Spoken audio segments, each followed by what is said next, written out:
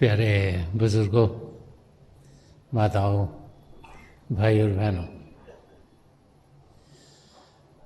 हम जब भी अपनी ज़िंदगी की ओर ध्यान देते हैं तो हम देखते हैं कि हमारी ज़िंदगी में कई अलग अलग इवेंट्स होते हैं। अलग अलग चीज़ों से हम गुज़रते चले जाते हैं और जैसे जैसे अलग अलग इंसिडेंट्स हमारी ज़िंदगी में आते हैं उनसे ही हम कुछ ना कुछ सीखना शुरू कर देते हैं और फिर हमारी ज़िंदगी उस तरीके से ही आगे बढ़नी शुरू होती है। इंसान जब इस दुनिया में आता है तो एक बच्चे के रूप में आता है। वो बच्चा जिसको माँ बाप का प्यार मिलता है, और जब बच्चे को प्यार मिलता है तो उसे बड़ी खुशी मिलती है और माँ बाप को भी खुशी मिलती है कि उनके घर में बच्चा आया है। और दोनों तरफ माँ बाप की ओर से और बच्चे की ओर से वो समय ऐसा होता है जो कि खुशियों से भरपूर होता है। जैसे ही बच्चा कुछ बड़ा होता है तो अलग अलग परिवारों में अलग अलग टाइम्स पर कुछ ऐसे मौके आते हैं कि बच्चे की तबीयत ठीक नहीं रहती।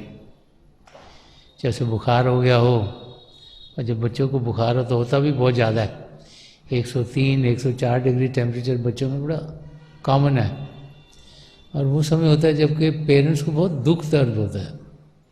उन्हें समझ में नहीं आती कि हमारे बच्चे को तकलीफ़ क्यों आ गई। और उस दुख दर्द में से इंसान गुजरता है। जैसे वो बच्चा और थोड़ा बड़ा होता है, स्कूल में जाना शुरू करता है, चीज़ें सीखनी शुरू करता है, भाषाएं सीखता है, लैंग्वेज सीखता है और सब्जेक्ट पढ़ने शुरू करते हैं, तो उसका जो दिमाग है, जो इंटेलिजेंस है, वो बढ़ना शुरू होता है। और वो एक समय आता है जबकि एक बच्चा बहुत सवाल करना शुरू कर देता है। हर एक चीज़ में वो कहेगा वाई दिस, ये क्यों ऐसे है, ये कैसे हो सकता है। और वो एक ऐसा मौका है, एक तरह से पेरेंट्स तो खुश होते हैं हमारे बच्चे सीख रहे हैं, दूसरी तरफ से उनके जवाब देने में बड़ी मुश्किल पड़ जाती है, क्योंकि कई बच्चों के सवाल इतने सिंपल होते हैं जिनका जवाब हमें भी किसी को मालूम नहीं होता। और फिर इंसान खुद सोचना शुरू हो जाता है कि इस चीज़ का मैं जवाब कैसे दूँ। तो वो थोड़ा टेंशन का टाइम पेरेंट्स की ज़िंदगी में आता है। बच्चे और बड़े होते हैं, टीनेजर्स हो जाते हैं, और जब टीनेजर्स हो जाते हैं तो समझते हैं हमको बहुत कुछ आता है। और तब बच्चे और पेरेंट्स की लाइफ में भी हलचल बढ़नी शुरू हो जाती है। ऐसे ही बच्चा और बड़ा होता है, कॉलेज में जाता है, उसके दोस्त मित्र बदल जाते हैं, क्योंकि स्कूल से जो उसके साथ थे, मित्र थे, दोस्त थे, कोई एक कॉलेज में गया, कोई दूसरे में गया, कोई तीसरे में गया, और नए दोस्त मित्र बनते हैं, उनको नए नए एक्सपीरियंसेस होते हैं। और फिर समय के साथ साथ वही बच्चा जब थोड़ा सा जवान हो जाता है तो उसके अंदर इमोशन बढ़ जाती हैं। कभी किसी से दोस्ती हुई, कभी किसी से दोस्ती टूट गई, और अप्स एंड डाउन्स लाइफ में से इंसान गुजरना शुरू होता है। तो जैसे जैसे वो और बड़ा होता है, उसकी अपनी शादी होती है, अपने बच्चे होते हैं, अपनी फैमिली होती है, तो कई इंसिडेंट अलग अलग अलग चीज़ों से इंसान गुजरता है। और जब ये ज़िंदगी हमारी गुजर रही होती है तो किसी न किसी मौके पर हमें ये ख्याल ज़रूर आता है कि क्या हम अपनी ज़िंदगी सही तरीके से गुजार रहे हैं, कि जो हम कर रहे हैं वो सही है, कि ज़िंदगी ऐसी गुजरेगी कि इससे भी कोई बेहतर तरीका है हमारी ज़िंदगी का गुजरने का। क्योंकि हम सबको ये समझाया गया है कि जो हम सोचते हैं, जो हम बोलते हैं, जो हम कार्य करते हैं, उस सब का हिसाब किताब किया जा रहा है। और फिर इंसान सोचता है कि क्या मैं सही तरीके से जी रहा हूँ। जब ऐसे ख्यालात आते हैं तो फिर हम उनकी ओर ध्यान देते हैं जिनकी ज़िंदगी को लाखों करोड़ों लोग बड़े प्यार से, समझने की कोशिश करते हैं। हिस्ट्री की ओर देखें तो हिस्ट्री में कई राजा महाराजा आए, कई एम्परर आए, जिन्होंने एक राज्य जीता, फिर दूसरा जीता, फिर तीसरा जीता, फिर चौथा जीता। कई बड़े बड़े फिलोसफर्स आए, कई पेंटर्स आए बड़े बड़े, कई और इंसान आए जो कि दुनिया की चीज़ों में ऊंची से ऊंची लेवल तक पहुंच गए। लेकिन जब हिस्ट्री में देखते हैं तो ज़्यादा लोग याद किनको करते हैं? उन प्रेसिडेंट्स या उन राजा महाराजाओं को नहीं जिन्होंने बहुत राज्य जीते, उनको याद करते जिन्होंने लोगों के दिलों को जीता। अगर हम ध्यान दें कि अगर सोचें कि हम किन के बारे में सोचते हैं, तो ज़्यादा लोग अपने धर्म में, जो उनके धर्म में संत महापुरुष हुए, जो वो समझा गए कि कैसी ज़िंदगी होनी चाहिए, उनको ही दुनिया याद करती है। उनकी ज़िंदगी सुनहरे लफ्ज़ों में लिखी हुई है, और उनकी ज़िंदगी को देखें तो हम देखते हैं कि उनकी टीचिंग्स के बाद कितने धर्म ग्रंथ बने हैं। और अगर धर्म ग्रंथों को देखें तो कितने डेकोरेटिव तरीके से बनाए जाते हैं, कितना वो सुनहरी इंक से लिखा जाता है, जो जो वो बयान कर गए हैं, जो जो रास्ता वो दिखा गए हैं। क्यों? क्योंकि वो सब हमें ज़िंदगी के सही मकसद को समझाने के लिए आए हुए थे। जब हम महापुरुषों की ज़िंदगी की ओर ध्यान देते हैं तो सब हमें समझाते हैं कि हम असलियत की जानकारी पाएं। तो जब हम अपनी ज़िंदगी की ओर देखते हैं तो एक एग्जाम्पल जो महापुरुष हमें समझाते हैं वो ये है कि हम जानें कि जो कुछ भी हमारे साथ हो रहा है, जिसको हम असली समझ के बैठे हैं, वो एक असलियत नहीं, वो एक स्वप्न है। बहुत से लोगों को स्वप्न आते हैं, और जब स्वप्न आता है तो ऐसे लगता है कि हर एक चीज़ रियल है। अगर स्वप्न में कुछ ऐसी चीज़ आए जिसमें कि इंसान बड़ा खुश हो रहा है तो वो खुशी से भरपूर होता है, और स्वप्न में कुछ ऐसे है जबकि डर गया इंसान तो एकदम डर जाता है बहुत ज़्यादा। और वो भी जो स्वप्न में जो भी किस्म का स्वप्न चल रहा है हमारे लिए, हमें ऐसे ही लगता है कि हम उसी का हिस्सा हैं। लेकिन जब हम उस स्वप्न से उठते हैं तभी हमें समझ में आता है कि ओहो, ये तो स्वप्न था। तो जब तक हम इस जिंदगी को ऐसे जीते रहेंगे जिसमें सिर्फ शारीरिक तौर पर जो भी हम अनुभव करते हैं, अगर शरीर में कोई दर्द हो गया तो सोचा हमारे को हो ये तो मेरे को दर्द हो रहा है, अगर और कोई तकलीफ आ गई तो सोचा कि ये तो हमें खुद तकलीफ हो रही है, और उसके साथ ही हम उस तकलीफ के अंदर धंसते चले जाएंगे। या अगर कोई चीज़ बहुत अच्छी हो रही है, चाहे वो शरीर में हो रही हो, चाहे वो हमारी इमोशंस में हो रही हो। जैसे बहुत सी बार हमारे रिलेशनशिप जो बड़े अच्छे होते हैं, जब हम किसी को मिलें जिनको हम प्यार करते हैं, हमारा दिल बड़ा खुश होता है उनको मिल के, बार बार मिलने का दिल करता है, तो वो इमोशन जो अच्छे होते हैं इंसान बड़ा खुश होता है। और फिर ऐसे ही जब हमारी कोई दोस्ती हो, मित्रता हो, कोई रिलेशनशिप हो, उसमें कोई दरार आ जाए और तकलीफ़ हो जाए, और वही जिनके हम बहुत नज़दीकी थे वो हमें लगे हमसे दूर हो गए हैं, तो फिर हमें बहुत तकलीफ़ होती है। तो इमोशनल डिफ़िकल्टीज लाइफ में आती हैं। ऐसे ही क्योंकि हम दुनिया में जी रहे हैं और हम अपने इंटेलिजेंस को बढ़ाते हैं पढ़ लिख कर, और उसको इस्तेमाल करते हैं काम करने के लिए, तो जब हम काम करते हैं तो बहुत सी बार अगर तो हमारी तरक्की अपने काम में हो रही हो तो इंसान बड़ा खुश रहता है। लेकिन जैसे ही वहाँ पे तकलीफ़ आ जाती है, जैसे हम बिज़नेस कर रहे हैं, अब बिज़नेस में कुछ प्रॉब्लम्स आ गई, जैसे हम काम कर रहे हैं और हम बड़ा अच्छे तरह काम कर रहे हैं और हमारी तरक्की हो रही है, लेकिन कोई ऐसा माहौल हुआ कि कंपनी में कुछ चीज़ें बदल गई और एकदम से हमारी तरक्की रुक गई और उसी पोजीशन में हम कई सालों से पड़े हुए हैं, तो तकलीफ़ होनी शुरू हो जाती है। तो इंटेलिजेंस के ज़रिए भी हम जो बाहर के मौके होते हैं उनको सोचते हैं कि हमारे साथ ही हो रहे हैं। तो जब हम अपने आप को उस रूप में देखते हैं तो महापुरुष समझाते हैं कि वो एक स्वप्न की जिंदगी है। जब तक हमारा ध्यान शरीर में रहेगा, जब तक हमारा ध्यान हमारे मन के जरिए जो भी हो रहा है हमारे आसपास उसमें लगा रहेगा। जब भी हम अपने दिमाग के जरिए जो करें सोचेंगे ये असलियत है, जब भी जो हमारे रिलेशनशिप्स हैं, इमोशंस हैं हमारी, एक दूसरे जब हम मिलते हैं उनका असर हम पर, हम सोचे ये रियल है, तो वो एक स्वप्न के माफक है। जब उससे जागृति होगी तब समझ में आएगा कि वो स्वप्न है। तो जागृति कब होगी? जबकि हम, जो कि हमारा असली रूप है, जो आध्यात्मिक रूप है, उसका हम अनुभव कर पाएंगे। जब हम अपने आप को शारीरिक रूप में नहीं, मानसिक रूप में नहीं, लेकिन आध्यात्मिक रूप में पाएंगे, जब जो असलियत है, जो हमारी आत्मा है, उसका हम अनुभव कर पाएंगे। और जब वो होगा तब हमें समझ में आएगा कि जो कुछ हम पहले अनुभव कर रहे थे वो सिर्फ एक स्वप्न था।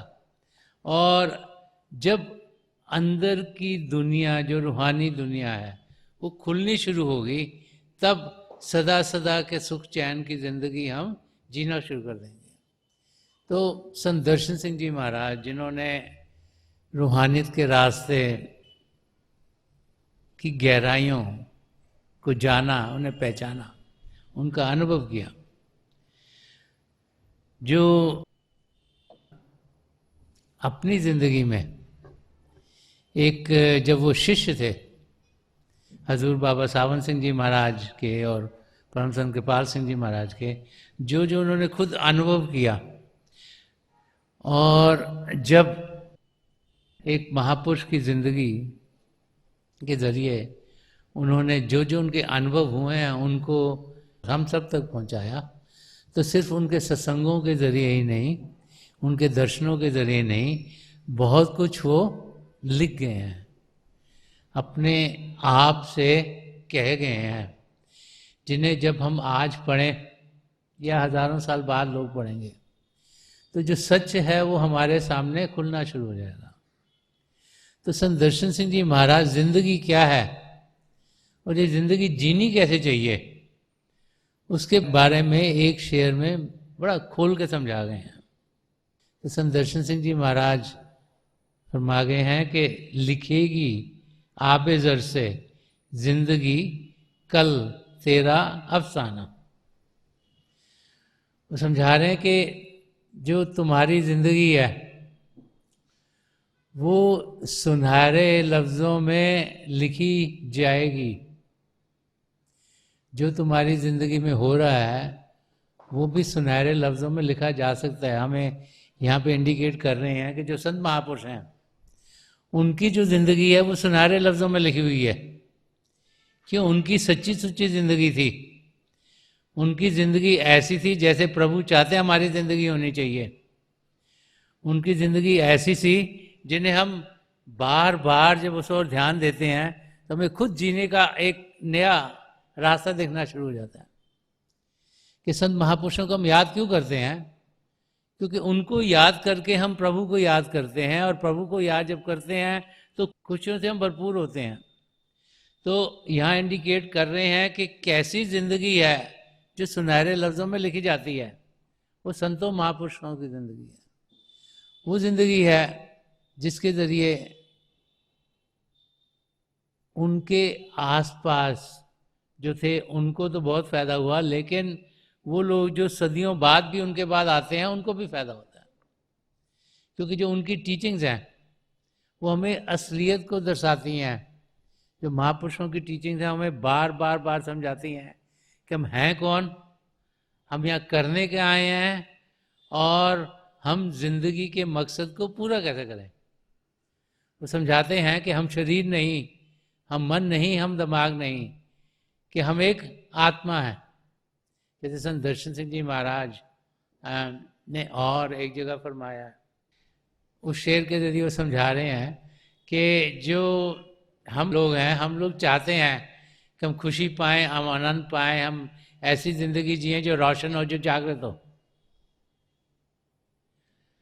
लेकिन हम उसे दिमागी दौर पर पाना चाहते हैं। तो संत दर्शन सिंह जी महाराज समझा रहे हैं कि जो दिमाग है, जो इंटेलिजेंस है, वो तो बाहर की चीज़ें समझाती है, और जब वो बाहर की चीज़ें समझाएगी तो वो तो हमें एक स्वप्न की दुनिया में लेके जाएगी, असलियत से दूर लेके जाएगी, क्योंकि बाहर की दुनिया माया की दुनिया है। और जो जो सदा सदा के सुख चैन के रहने की लाइफ है, वो तो रोशन होने की लाइफ है, जागृत होने की लाइफ है, एनलाइटन होने की लाइफ है, कि जुनू किरण है, किरण के सिवा कुछ और नहीं। कि जो जो सुख चैन की जिंदगी जीनी है वो जागृत होना है, और जागृत होने के स्वप्न से हमने उठना है, और स्वप्न से हम सब उठ सकते हैं जबकि असलियत का हम अनुभव करेंगे। तो असलियत कैसे अनुभव करेंगे? बाहर की दुनिया तो माया की दुनिया है, जब उससे आगे बढ़ पाएंगे। और आगे कैसे बढ़ें? अंदर की दुनिया में बढ़ें। बढ़ें कैसे? ये जो यहाँ 10वां द्वार शिव नेत्र हमें दिया गया है, इसका हम इस्तेमाल करें। पिता परमेश्वर ने हम सबको यहाँ 2 आँखों के बीच में एक द्वार दिया है, जिसके ज़रिए हम रूहानी दुनिया में बढ़ सकते हैं। वो द्वार हर एक को दिया गया है, चाहे वो इंसान दुनिया के एक कोने में पैदा हो, चाहे दूसरे कोने में पैदा हो, चाहे एक धर्म को मानता हो, चाहे दूसरे धर्म को मानता हो। इसीलिए इस शरीर को roof and crown of all creation कहा गया कि प्रभु ने सब पदार्थ दिए हैं जिनके ज़रिए हम अपने आप को जान सकते हैं और पहचान सकते हैं। और जिन्होंने उस द्वार को जान लिया और उसका इस्तेमाल किया और अंदर की दुनिया में बढ़ना शुरू हो गया, तो फिर उसकी ज़िंदगी जैसे प्रभु चाहते हैं वैसे बननी शुरू हो जाती है। तो संत दर्शन सिंह जी महाराज ने समझा रहे कि लिखेगी आबेजर से। आबेजर का मतलब होता है गोल्डन इंक से, सुनहरी शाही से लिखेगी आबेजर से जिंदगी कल तेरा अफसाना। कि जो भी हम जिंदगी से गुजरे हैं वो तो रिकॉर्ड हो ही रहा है कहीं। अब वो काली शाही से लिखा जा रहा है कि सुनहरी शाही से लिखा जा रहा है। यहाँ पर संत दर्शन सिंह जी महाराज फरमा रहे हैं कि आपकी जिंदगी भी सुनहरे लफ्जों में लिखी जा सकती है। कैसे? वो दूसरी लाइन में बता रहे हैं कि गुजर भी जा जहाने रंगे बू से बेनियाजाना। वो कह रहे हैं कि कैसे हमारी जिंदगी सुनहरे लफ्जों में लिखी जा सकती है, कि ये जो जिंदगी हम जी रहे हैं, ये जो लाइफ जी रहे हैं, इसमें से हम सब गुजर रहे हैं। ये जो माया की दुनिया है, इसमें प्रभु ने हमें भेजा, इसमें से हमने गुजरना है। और इस माया की दुनिया में हुआ जहाने रंगबू, कि ये रंगों से भरा हुआ है, ये खुशबू से भरा हुआ है, ये बाहर के रंग हैं। अब हम लोग सोचते हैं ना दुनिया में कितनी चीज़ें बड़ी खूबसूरत हैं। अब कई तो वंडर्स ऑफ द वर्ल्ड हैं जहाँ पे लोग जाते हैं वो वंडर्स को देखने के लिए, क्योंकि हमें लगता है ये तो बहुत खूबसूरत जगह है, यहाँ तो जाना चाहिए।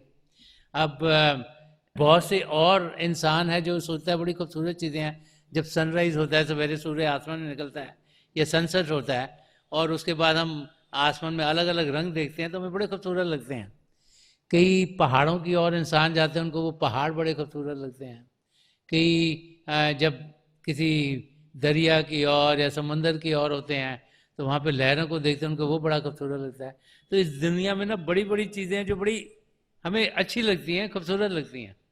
तो संत दर्शन सिंह जी महाराज फरमा रहे हैं कि ये जो जहाँ है जिसमें हम जी रहे हैं, इसमें रंग ही रंग भरे हुए हैं, अलग अलग रंग हैं, अलग अलग रूप हैं, अलग अलग यहाँ पे खुशबुएं हैं, और वो इंसान को अपनी ओर खींच लेती हैं।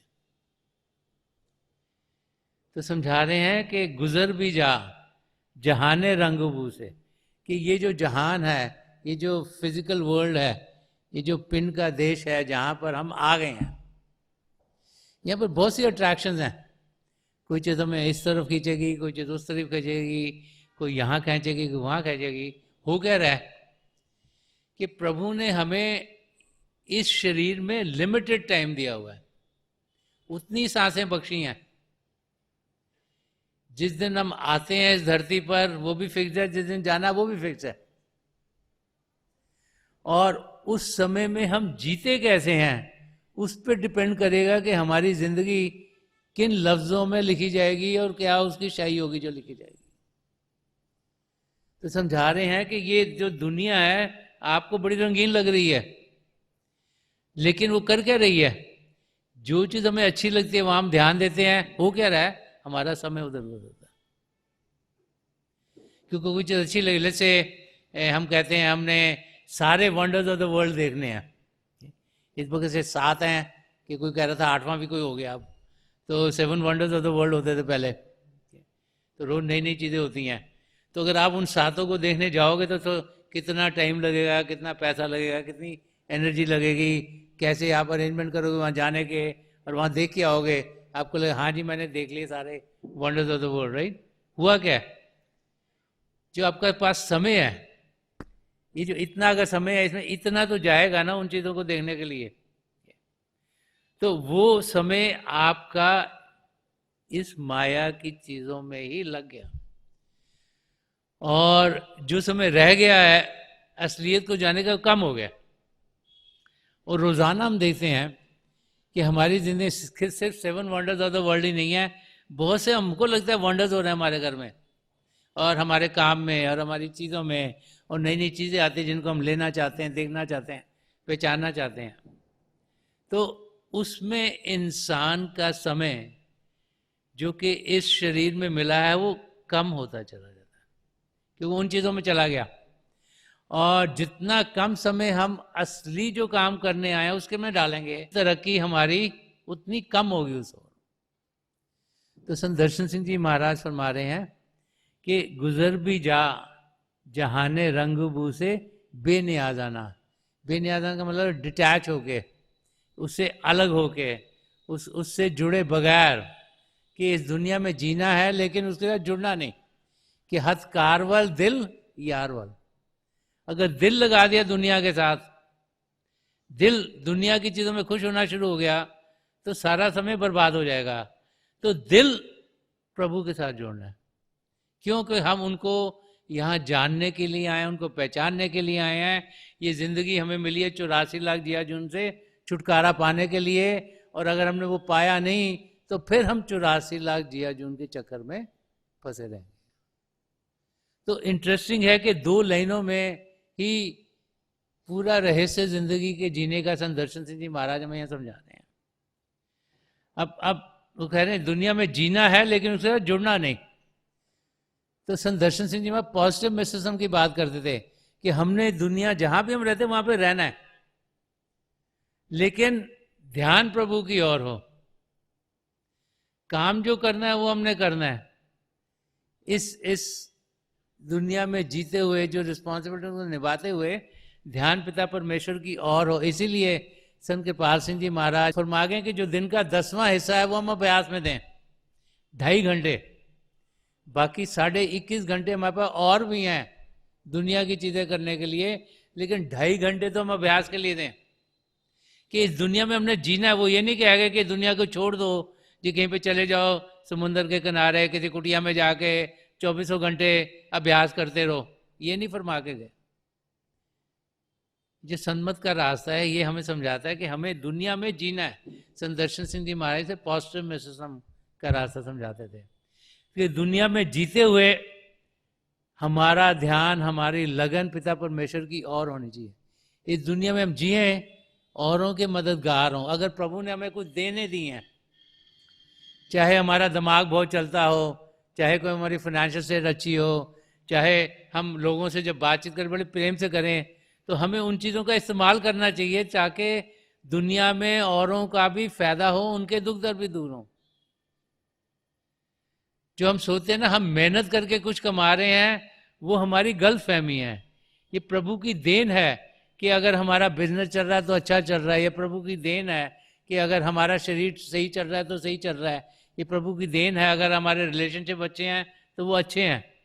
हम सोचना शुरू करते हैं हमारे करके हैं, लेकिन हमें जानना चाहिए कि प्रभु की रजा में सब कुछ होता है, और इसीलिए प्रभु से लगाव होना, प्रभु की ओर ध्यान होना, प्रभु का शुक्रिया अदा करना, ये जिंदगी बहुत जरूरी है।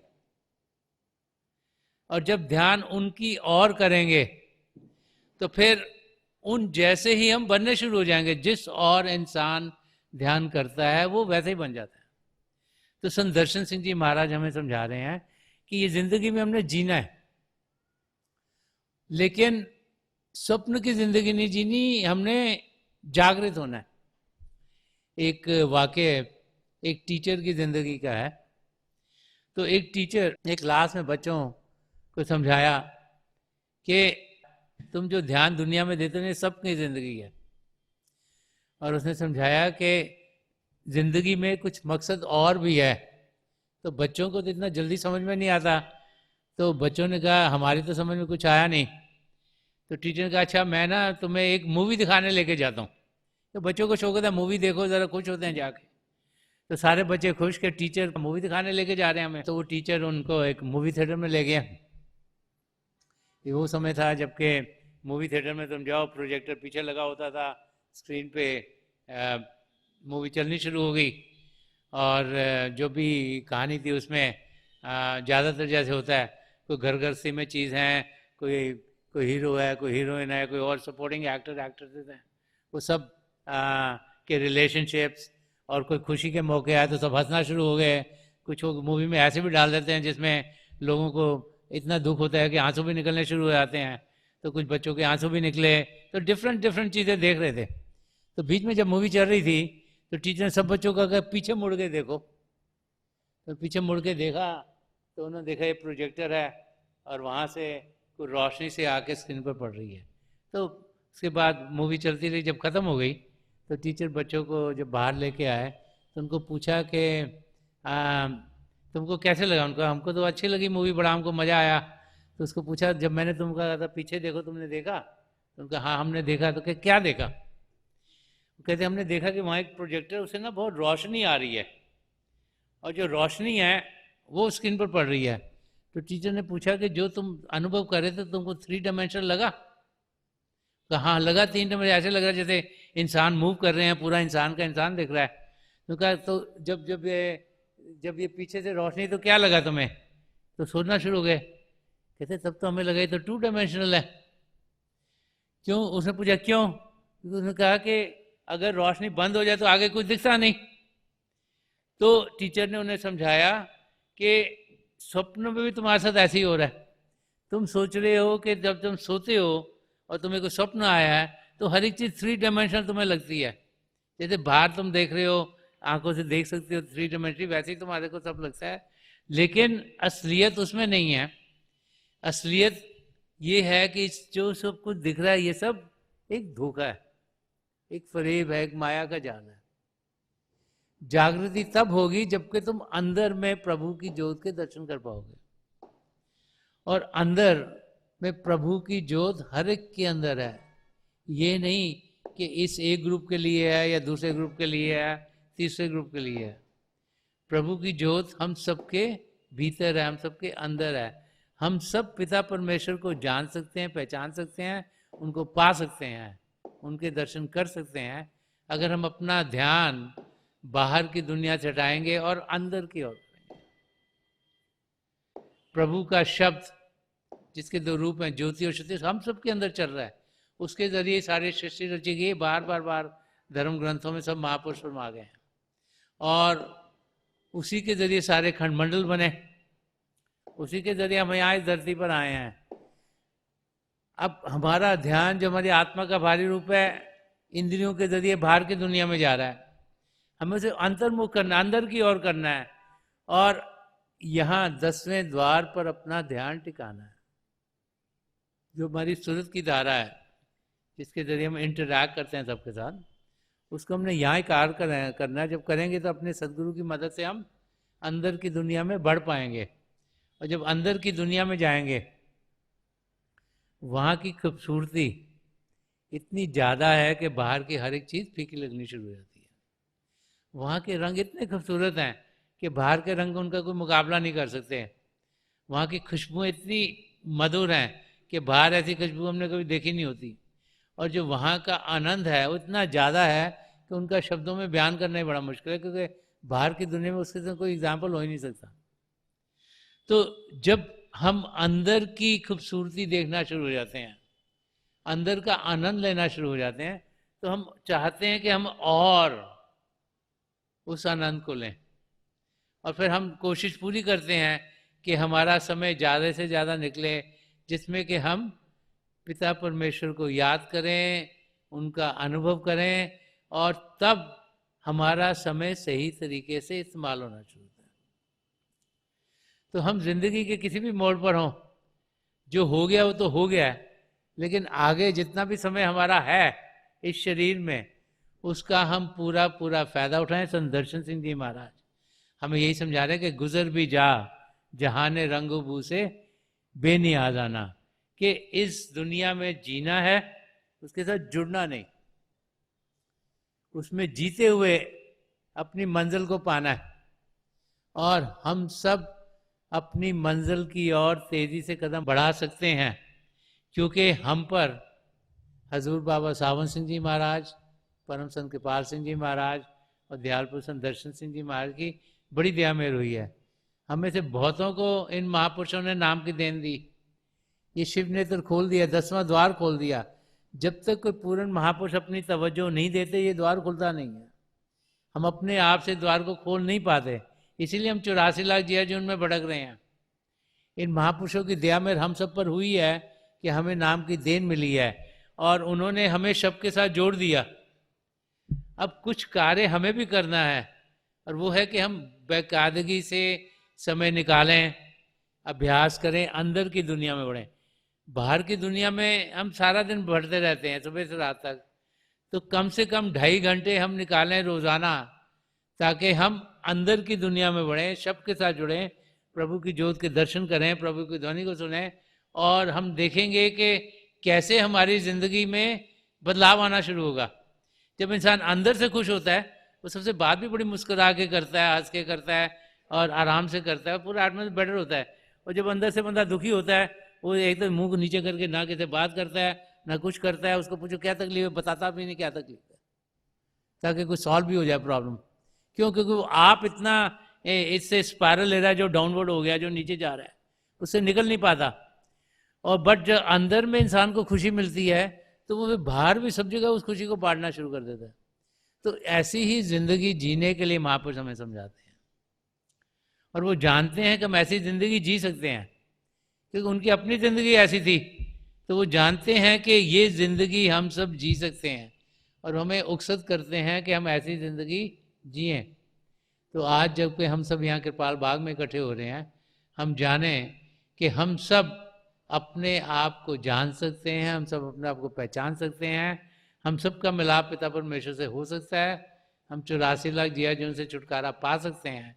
हमारी जो लाइफ स्टोरी है वो सुनहरे लफ्ज़ों में लिखी जा सकती है, अगर हम इस दुनिया में से गुजरेंगे, उसके रंगों से, उसकी खुशबुओं से अट्रैक्ट ना होकर, अगर ध्यान हमारा प्रभु की ओर रहेगा, अगर ध्यान हमारा पिता परमेश्वर की ओर होगा, अगर हम उनके शब्द के साथ जुड़ेंगे, तो हम अपनी मंजिल को ज़रूर पा लेंगे। तो थोड़ी देर के लिए हम सब अभ्यास के लिए बैठ जाएं। आप जहाँ भी बैठे आराम से बैठिएगा, अपनी आंखें बंद कर लीजिएगा। ये जो आंखों के डेले आए वो तो सीधे सामने होने चाहिए, जैसे 8-10 इंच आपके सामने हो। आंखें बंद करते ही वो भाई बहन जिन्हें नाम की देन मिली है, आप सिमरन कीजिएगा। और वो भाई बहन जो नए हैं, वो आप पिता परमेश्वर के किसी भी जाति नाम का जाप कीजिएगा। जाप मन ही मन करना, ऊंचा नहीं दोहराना। थोड़ी देर में आपको आपके सामने रोशनी के चिन्ह दिखेंगे। हो सकता है आपको लगे रोशनी आके जा रही है, रोशनी के चक्र हैं। रोशनी किसी भी रंग की हो सकती है, सुनहरे रंग की, सफ़ेद रंग की, लाल, पीला, नीला, हरा या कोई और रंग। तो जो कुछ आपको दिखता है उसके बीच में देखिएगा, और आप देखेंगे कि समय के साथ आपको लगे रोशनियाँ टिक गई हैं। तो हो क्या रहा है, प्रभु की ज्योत आप सबके भीतर है। जब आपका ध्यान टिकता है, आपको रोशनी दिखाई देती है। जब आपका ध्यान टूट जाता है, आपको अंधेरा ही अंधेरा दिखता है। और समय के साथ साथ जैसे जैसे आपका अनुभव बढ़ता है, आपका फोकस बढ़ता है, तो आप देखोगे कि आपको लगता है रोशनी टिक गई हैं, और बहुत नज़ारे और आपके लिए खुलने शुरू हो जाते हैं। आसमान, उसमें सितारे, चंद्रमा, सूर्य, और कई खुशनसीबों को उनके सदगुरु के नूरी स्वरूप के दर्शन हो। जब आप वहाँ पहुँचे तो उनकी आंखों में देखिएगा, और जो जो आपके लिए बेहतर है उसी यात्रा पर आपके सदगुरु आपको लेके जाएंगे। मेरी हजूर बाबा सावन सिंह जी महाराज, परम संत कृपाल सिंह जी महाराज और दयालपुर संत दर्शन सिंह जी महाराज की चरण कमलों में यही प्रार्थना है कि इतनी दया मेरे महापुरुष करें कि हमारा ध्यान पिता परमेश्वर में लगे, हम प्रभु को याद करें, उनकी नज़दीकी पाएं और अपने अंदर रूहानी तरक्की पाएं। थोड़ी देर में मैं आपको इस बैठक से उठाऊंगा और मेरी शुभकामनाएं आप सबके साथ हैं।